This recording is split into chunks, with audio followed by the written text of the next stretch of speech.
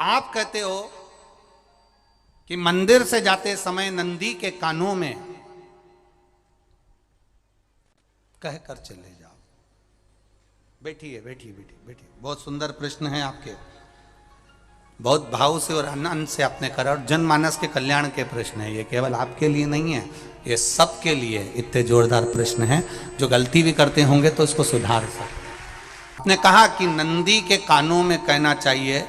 लोग हंसते हैं, कहते हैं बताओ वो नंदी के कानों में भगवान को कहना चाहिए। वैसे तो हम आपको एक बात बता दें कि दुनिया के लोग किसी दूसरे धर्म की कभी हंसी नहीं उड़ाते। दुनिया के लोगों को दूसरे का धर्म अच्छा लगता है। दुनिया के लोग सबसे ज्यादा हंसी उड़ाते हैं तो हमारे सनातन धर्म की ही उड़ाते हैं, और उसे खुद उड़ाते हैं, दूसरा उड़ाने वाला नहीं होता। दूर के ढोल हमें समझ में आते हैं, उसका धर्म हमें समझ में आ गया, उनके यहाँ क्या है, ऐसा है, आओ कुछ नहीं, उनके धर्म में ऐसा है, कितना आनंद हमें दूसरे के धर्म में लग रहा है, और हमारा सनातन धर्म हमको बुरा लगता है। हमारे सनातन धर्म हमें बुरा लगने लगा। अरे भाई,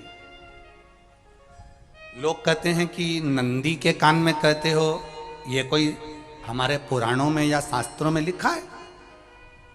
भगवती बहन साहू, आपको धन्यवाद देना चाहूंगा और एक बात कहना चाहूंगा। जितनी भी शिव महापुराण के अंतर्गत चाहे उपाय जो बताए जाते हैं कि बेलपत्री ऐसे चढ़ाना, काली मिर्च ऐसे चढ़ाना, चावल ऐसे चढ़ाना, धतूरा का क्या महत्व है, शमी के पत्ते का क्या महत्व है, बेलपत्री के पत्ते का क्या महत्व है, ये जितनी भी बातें बताई जाती हैं ये सब पुराण के अंतर्गत से बताई जाती है। अब दुनिया के लोग इसको चाहे टोटका कह दें, चाहे दुनिया के लोग इसे टोना कह दें, पर पुराण से हटकर कुछ नहीं। और आप लोगों को अगर बोला है कि नंदी के कान में कहकर भगवान शंकर के मन में बात पहुंचे, तो ये क्यों कहा, तो ये भी हमारी शिव महापुराण में लिखा है, जलंधर के चरित्र में। कोई आपसे कहे कि नंदी के कान में बोलने से क्या होता है, ये जलंधर का चरित्र कह रहा है।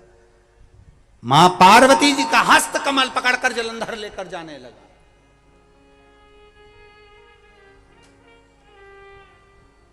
वृंदा का पति लेकर जा रहा। वृंदा तो भगवान की भक्ति में लीन रहती थी, उसको तो जलंधर को सबसे ज्यादा तकलीफ थी नारायण से, पर शिव के पास आ गया, क्योंकि ईर्षा प्रवृत्ति अभी कथा में कहा, कोई कोई ऐसा होता है जिसको तुमसे बेर नहीं होता तो भी अंदर से ईर्षा जाग जाती है। कोई कोई ऐसा होगा जिसको अंदर से ईर्षा जागती है, अपने आप अंदर से ईर्षा जागती है, उसका कोई बेर नहीं, और ईर्षा जाग गई, भीतर से ईर्षा जाग। ना आप उससे मिले हो, ना कभी वो आप उसके सामने बैठे हो। कई लोग किसी ना किसी की बुराई करते हैं तो हम लोग पूछ भी लेते हैं, क्यों साहब उनसे मिलकर आए हो क्या तुम? कभी नहीं मिल किया है, कभी उनका सामना हुआ नहीं हुआ, तो फिर बुराई क्यों कर रहा? एक ने कर दी थी इसलिए हमारे ध्यान में था तो हमने भी कर दी। लो, वो कुआं में डूब के मरेगा तो तू भी मरेगा का? नहीं। नंदी सामने बैठा है, गणेश जी को मालूम पड़ गया, कार्तिकेय को मालूम पड़ गया, मां पार्वती जी का हस्त कमल जलंधर ने पकड़ लिया और लेकर चला। मालूम पड़ गया, तब नहीं रहा गया। गणेश जी को क्रोध आ गया और गणेश जी महाराज आए, शिव जी को जगाने लगे, पिताजी पिताजी पिताजी कर कर जगाया, उठो पिताजी, पिताजी उठिए, पिताजी जागिए, पिता को जगा रहे हैं। भगवान शंकर नहीं उठे, तप में लीन थे। क्या करें हम? जलंधर के पास में इतना बल है, इतना बल है, और पिता की आज्ञा नहीं होगी तो हम कैसे मार देंगे इसको? मारने को तो हम मार दें। मां ने आज्ञा करी थी कि जलंधर उसको तारकासुर को मार दो, तो कार्तिकेय ने तारकासुर को मार दिया। शिव जी की आज्ञा नहीं तो हम इसको कैसे मारें, क्या करें। सब कुछ गणेश जी ने देख लिया, शंकर जी के ऊपर बहुत बहुत बहुत बहुत प्रार्थना कर कर देख ली, पर शंकर जी नहीं जागे। तब आखिरी में विनायक ने, गणेश ने, जितने लोग आस्था चैनल पर कथा सुन रहे हैं, जितने लोग फेसबुक यूट्यूब पर कथा सुन रहे हैं, इस बात को याद रखना कि नंदी के कान में कहने से क्या होता है वो ये इस कथा से सीख लेना। आखिरी में गणेश जी को लगा किसको कहूँ, शंकर जी भी तप में हैं, नंदी भी तप में हैं, मैं किसको कहूँ। शिव जी को कह के कर थक गया, पिताजी को बोल बोल कर थक गया, पिताजी जागते नहीं। अब मैं किसको कहूं ये बात, किससे कहूं।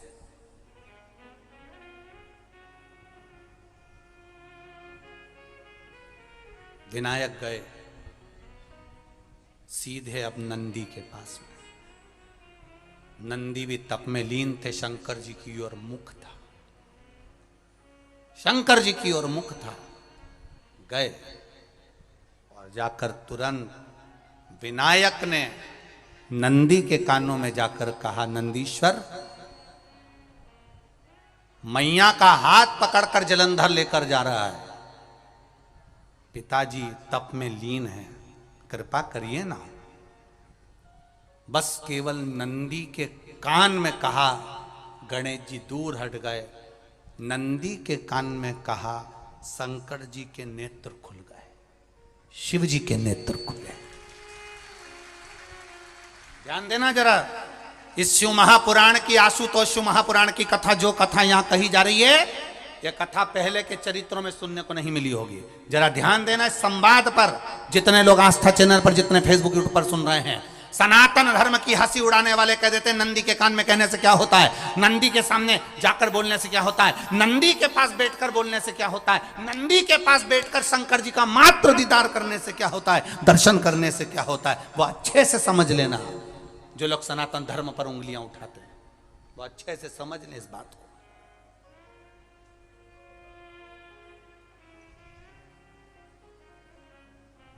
क्या होता है, नंदी तप में लीन, शिवजी तप में लीन, शिव नहीं उठ रहे। विनायक ने नंदी के कानों में जाकर कह दिया, नंदी के कान में जाकर कहा, नंदी के नेत्र नहीं खुले। नेत्र किसके खुले, जम के बोलो, महादेव के खुले, शिव जी के खुले। ये मन का तार, नंदी शंकर की आराधना कर रहे थे, शिव अपनी भक्ति में डूबे थे। यहां कहा, यहां पहुंचा, जो दिल में था उस तक बात पहुंच गई। नंदी के दिल में शिव थे, तुम कहे, नंदी ने शंकर तक बात पहुंचा दी। वो सूत्र जो बंधा था दिल से दिल तक का, वो पहुंच गया। वो सूत्र जो दिल से दिल तक बंधा हुआ था, मन से बंधा हुआ था, खबर वहां तक पहुंच गई, खबर पहुंच गई। लुटाइए, ये मौका मिला है आनंद का, दिल से प्रेम लुटाओ। नंदी से कहा, नंदी ने देवादिदेव महादेव से नहीं कहा। केवल नंदी आंख बंद कर कर बैठे थे, कहते से ही भगवान गणेश के शब्द शिव जी तक पहुंच गए। शिव जी के नेत्र खुल गए और उन्होंने जलंधर के पास पहुंचकर पार्वती जी का हस्त कमल छुड़वाया। जरा विचार करिएगा, आप नंदी से कहते हो मेरे महादेव तक बात पहुंच जाती है, आपको केवल नंदी से प्रेम से कहना है, नंदीश्वर मेरे बाबा, ए मेरे बाबा, आप रोज शिव जी को लेकर भ्रमण पर निकलते हो, मुझे बहुत दुख है, आप मेरे दुख को मिटाने के लिए मेरे दरवाजे पर क्यों नहीं आते। नंदीश्वर से कहा, शिव जी तक बात पहुंच जाएगी, शंकर के नेत्र आपके लिए खुल जाएंगे और महादेव आपके यहां खड़ा मिलेगा, मेरा महादेव आपके पास में खड़ा मिलेगा। आशुतोष महापुराण की कथा कहती है, लोग कहते हैं नंदी को कहने से क्या होता है, ये शिव पुराण कह रही है, कहा वहां तक पहुंचा, दिल से दिल का कंटेक्ट। हम कई बार कहे आपको, आप लोगों ने सुना होगा शिव महापुराण में कि बहुत दुख हो जिंदगी का, बहुत दुख तकलीफ, जैसे वो बहन ने लिखा, मेरे कर्जे में लदालुम हो गई, तकलीफ बढ़ गई, शरीर का रोग था, 15-20 साल हो गए, आराम नहीं, बेटे भी व्यसन में डूबने लगे क्योंकि कर्जा बढ़ गया, टेंशन में रहेगा आदमी तो गलत संगत की ओर चला जाता। व्यसन में आदमी पड़ने लगा, केवल टेंशन के चक्कर में। और आखिरी में हुआ क्या? शिव तत्व को जाना। आपसे भी निवेदन है, जब दुख की घड़ी अपार हो, समस्या बड़ी हो, बहुत तकलीफ हो, बहुत कष्ट हो, एक लोटा जल जब महादेव को चढ़ाने के लिए जाओ, चढ़ाकर 2 क्षण मंदिर के अंदर नंदी के पास 2 क्षण बैठकर मेरे महादेव को निहारना। अपने दिल की बात उसके पास में बैठकर नहीं भी कहोगे ना, तो नंदी के पास मात्र बैठ भी गए, उस नंदीश्वर के पास मात्र बैठ गए, तो वो तुम्हारे दिल की बात समझ जाएगा। तकलीफ बढ़ गई ना, कोई बात नहीं, दवाई खाओ, डॉक्टर को दिखाओ, पर एक बार उस जल को शिव जी पे चढ़ाओ। चढ़ाकर जल लेकर जब घर जा रहे हो, 2 क्षण मेरे नंदीश्वर के पास में बैठ जाओ। नी भी कुछ कहना है मत कहो, एक बार उसके करीब में बैठकर दिल से, मन से मेरे महादेव से जो कहना चाहती हो, बस मन में भी धर लिया, तो मेरे नंदी ने सुनकर वो महादेव से कह दिया, दुनिया का सबसे ज्यादा तप करने वाला, समाधि में लगने वाला, साधना करने वाला, व्रत करने वाला, उपवास करने वाला, तप साधना में लीन होने वाला कोई है तो वो नंदीश्वर है, जो शिव जी के सामने बैठकर उनके सामने हमेशा सामने मुख कर कर तप में लीन रहे। कितने लोग हैं जो भगवान नंदी के कानों में कुछ कहकर आते हैं? बोले हो कभी? सीधे बोल देते हो क्या जाकर? नंदी के कानों में कहने का भी एक तरीका है, आप लोगों को मालूम होगा वो तरीका? नहीं मालूम? ये बेलपत्री की जो डंडी रहती है ना, बीच का जो भाग है, ध्यान दिए ना जरा सा, ये बीच की जो डंडी है, फिर से देखिए, बेलपत्री के 2 पत्ते और उसके पास में जो बीच की जो डंडी का भाग, पास में जो बीच की जो डंडी का भाग है, दिख रहा है आप लोगों को? ये 2 डंडी, ये बीच की 2 पत्ती और उसके बीच में जो 2 डंडी का भाग, आप लोगों को मालूम होगा वो तरीका? नहीं मालूम? ये बेलपत्री की जो डंडी रहती है ना, बीच का जो भाग है, ध्यान दिए ना जरा सा, ये बीच की जो डंडी है, फिर से देखिए, बेलपत्री के 2 पत्ते और उसके पास में जो बीच की जो डंडी का भाग है, दिख रहा है आप लोगों को? ये 2 डंडी, ये बीच की 2 पत्ती और उसके बीच में जो 2 डंडी का भाग होता है। जब हम देवादिदेव महादेव से कोई बात कहने वाले होते हैं ना, कि बाबा बहुत दुखी हूँ, बाबा बहुत तकलीफ चल रही है, बाबा मैंने एक कंपटीशन एग्ज़ाम में परीक्षा दी है, बाबा मेरे जीवन में ये तकलीफ हो रही है, बाबा, तब इस बेलपत्री की जो ये डंडी होती है, इस उंगली से, इस अंगुष्ठ से इस डंडी को पकड़ा जाता है और बाबा के कर्ण में कहने से पहले ये हाथ को नंदी के ऊपर रखकर फिर हम बाबा के नंदी के कानों में कहते हैं और चलते समय इस बेलपत्र को अशोक सुंदरी की जगह पर चढ़ाकर वापिस सजाते हैं। देवादिदेव महादेव को पार्वती की बात मानना ही पड़ती है और वो कहना ही पड़ता है। ये बेलपत्र की महत्व, ये जितना फल एक बेलपत्र की पत्ती में, उतना की उतना फल।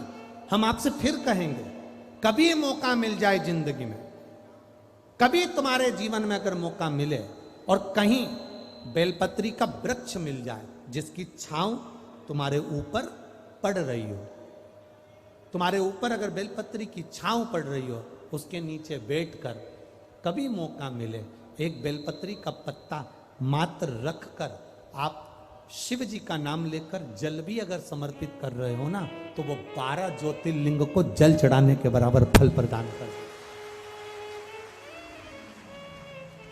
एक बेलपत्री का पत्ता, एक बेलपत्री का वृक्ष, एक बेलपत्री के वृक्ष की छांव हमारे जीवन को कृतार्थ कर देती है, धन्य कर देती है, कृतार्थ।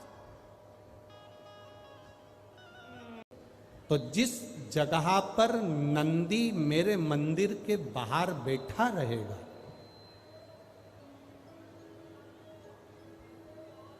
नंदी जिस जगह पर मेरे मंदिर के बाहर बैठा रहेगा, सुयशा उसके कर्णों में, कर्णों के करीब में तू स्वयं विराजमान रहे।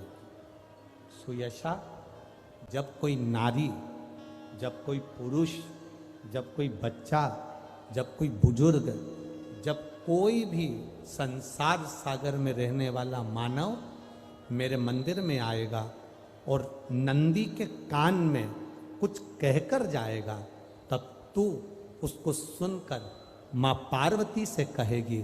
और पार्वती जब मेरे साथ प्रतिदिन प्रदोष काल में, प्रदोष के समय, शाम के समय भ्रमण पर जब पार्वती मेरे साथ जाएगी, तो पार्वती मैया जिसके सामने नंदी को रोक देगी, मैं उसके ऊपर कृपा करते हुआ चले जाऊंगा। ये हमारा भाव शिव महापुराण की कथा है ना। तो शंकर जी के मंदिर जाते हैं तो आप जब वापिस लौट कर आते हैं तो नंदी के कान में, जब हम नंदी से कुछ कहते हैं, आप लोग जब वापिस लौट कर आते होंगे तो नंदी से कहकर आते होंगे ना कुछ ना। तो जब हम नंदी से कुछ कहकर आते हैं, आपने देखा होगा कई लोग नंदी के कान में कुछ कहते हैं, फिर नंदी का जो सींग होता है उस सींग के बीच में से शिवलिंग का दर्शन करते हैं। तो नंदी को जब कोई बात कही जाती है, नंदी से जब कुछ कहा जाता है कि हमारी बात शिवजी तक पहुंचाना, तो उसमें सबसे पहला अगर नाद करा जाता है नंदी के कानों में, तो ओम का नाद करा जाता है। आप सीधे जाकर अगर कहेंगे नंदी को कि हमारी ये बात है, आप वहां तक पहुंचा देना, तो नंदी उस बात को कहे चाहे नहीं कहे, पर जब आप नंदी के कान में ओम कहने के बाद में अपने हृदय की बात कहते हैं, तो जैसे एक पत्र आपने भेजा और पत्र को तुमने लिफाफे के अंदर रख दिया, रखने के बाद में तुमने एड्रेस भी लिख दिया, समझ लेना बहुत अच्छे से। एड्रेस लिखने के बाद में तुमने अपना मोबाइल नंबर भी लिख दिया, सब कुछ कंप्लीट कर दिया। अब इस लिफाफे को तुमको भोपाल भेजना है सागर से,